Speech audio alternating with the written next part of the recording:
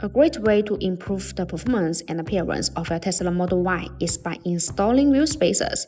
However, it is important to choose the right type of spacers and ensure that they are installed correctly to avoid any negative effect. Let's take a look at the correct installation steps. Use a cross wrench to loosen the lug nut on the side of the wheel in a diagonal sequence, but do not remove them completely. Using jacks to support each end of the car is a better safety measure. Use a cross wrench to remove the wheel side lug nut. Remove the wheel of the hub and set it to the side. Look at the wheel hub assembly first. You can use a brake cleaner to remove them. Remove any rust and dirt from the wheel hub with a rag. Widen the entire surface to ensure it is smooth, because all of that surface may cause the wheel spacer to not fit perfectly with the hub. Install the BONOSS Forge FT Cooling Tesla Model Y wheel spacers, then install the matching lug nut. Tighten them with a torque wrench. A key advantage of BONOSS Tesla Model Y wheel spacers is the FT cooling feature.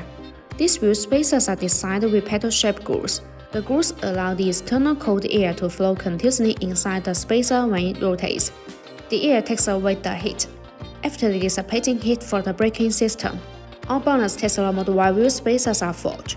In addition, high-precision Tesla Model Y wheel spacers provide high surface integrity, effectively guarantee safety, stability, and reliability, and ensure a smooth installation experience. Install the ring and then install the stock nut. Use a torque wrench to tighten them on the wheel. Make sure they are secure. Remove the jack stands. Slowly lower the car until the tires fully touch the ground, and remove the jack.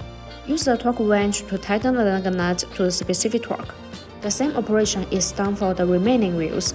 BONOSS recommends checking the use of the wheel spacers every 6 months and checking the vehicle's operation to ensure safe driving.